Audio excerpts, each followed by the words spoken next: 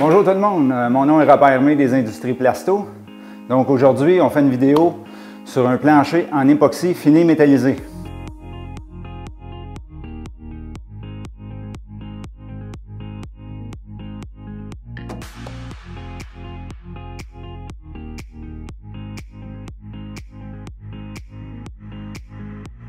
Alors les produits que je vais avoir besoin pour appliquer un revêtement époxy sur un plancher de béton. En matière de sécurité, naturellement, les lunettes et les gants en grande quantité. Donc, naturellement, si j'ai des fissures dans le béton, l'enduit de colmatage. Donc, on va boucher les craques ou les fissures avant d'appliquer l'époxy. Donc, en deux parties, partie A et partie B. Alors, les produits nécessaires que j'aurai besoin pour l'application de l'époxy. Donc, le racloir en aluminium, une lamelle dentelée, d'accord? Les semelles à crampons, un brasseur pour appliquer sur une perceuse, un racloir magique, rouleau, habit de protection si nécessaire, contenant mesuré, pinceau s'il y a lieu. Naturellement, notre époxy 1009, une résine époxy 100% solide et sans COV, donc à très faible odeur et surtout pas néfaste pour l'applicateur. Et bien sûr, le solvant de nettoyage, l'acétone.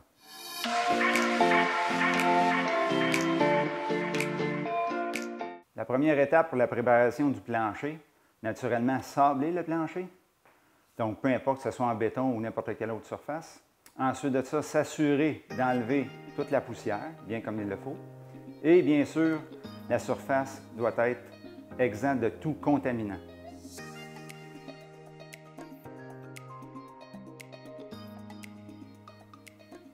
Donc, tout ce qu'on a masqué, naturellement, quand on a appliqué l'époxy, s'assurer d'enlever le ruban assez rapidement.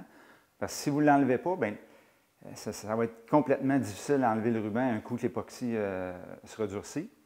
Donc ici, pour le bien de la cause, on a enlevé les plinthes, les cadrages de porte. Si ce n'est pas possible pour vous, encore une fois, on masque bien comme il le faut. Et toujours enlever le ruban en s'en venant en même temps que le travail. Après le sablage et avoir passé la balayeuse sur toute la surface, on applique une couche de fond, donc de couleur pâle, idéalement gris ou blanc, donc communément appelée une couche de primer. La première couche de primer s'applique généralement assez mince, tout simplement utiliser un rouleau 10 mm, donc appliquer une couche, les rebords au pinceau et ensuite le reste au rouleau uniformément.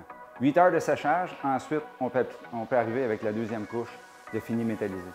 Donc ici on a un bel exemple d'une fissure dans le béton. Donc on a agrandi avant, soit avec un ciseau adéquat ou une meule à diamant.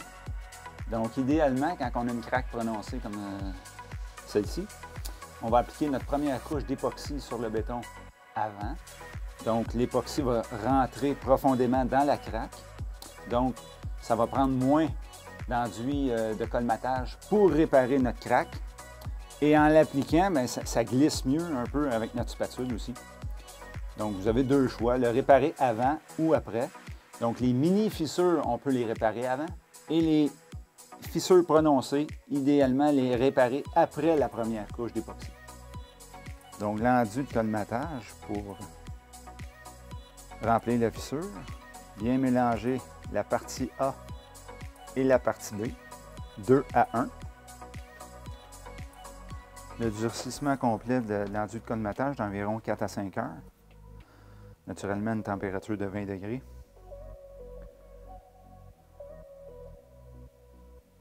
Vous voyez comme c'est plus facile, ça glisse en l'appliquant.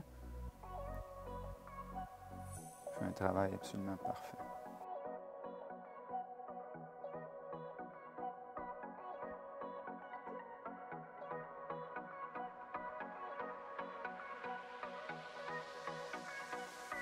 Nous allons travailler avec notre résine époxy haut de gamme 1009, donc formulée pour le béton. Un mélange de 2 parties A pour une partie B. Donc, 1 gallon couvre environ 40 pieds carrés dans un fini métallisé.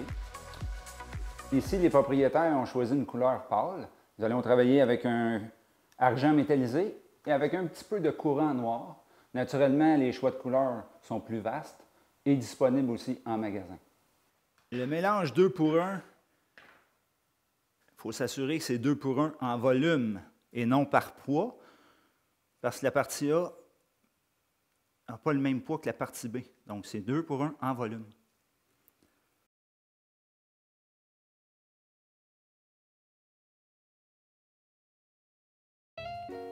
Quand on mélange l'époxy en grande quantité, on utilise une perceuse avec un mélangeur adéquat. En petite quantité, on peut mélanger dans des petits pots à mesurer, au bâton seulement.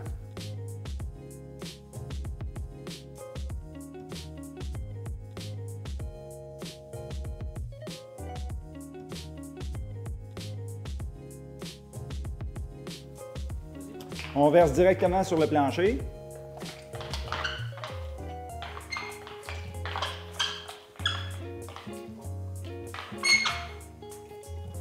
Ici, j'utilise un racloir magique pour appliquer l'époxy. Donc, on voit la courbe ici du racloir. On l'applique en tirant tout simplement. Par contre, quand on arrive près du mur, on peut pousser aussi et retirer. Donc, un exemple. On pousse près du mur et on revient. Ça évite le découpage. Donc, le produit est auto-nivelant. Naturellement, ici, on passe le racloir, mais de toute évidence, je devrais passer un rouleau pour vraiment enlever ici, si on peut voir comme il faut, le edge du squeegee ou le rebord du squeegee qui en laisse toujours un petit peu plus épais. Donc, ensuite, je passerai un rouleau égalisateur pour rendre la surface uniforme et ensuite appliquer des couleurs différentes. Donc, ici, la couleur secondaire sera le noir. Donc, les propriétaires veulent avoir une couleur quand même assez pâle. On va y aller un petit peu modérément. On peut faire n'importe quoi. Dans le fond, ça se trouve être artistique. Ici, je vais faire juste des petites lignes. À peine. On peut se rapprocher du mur aussi. Donc ici, je vais passer le rouleau égalisateur.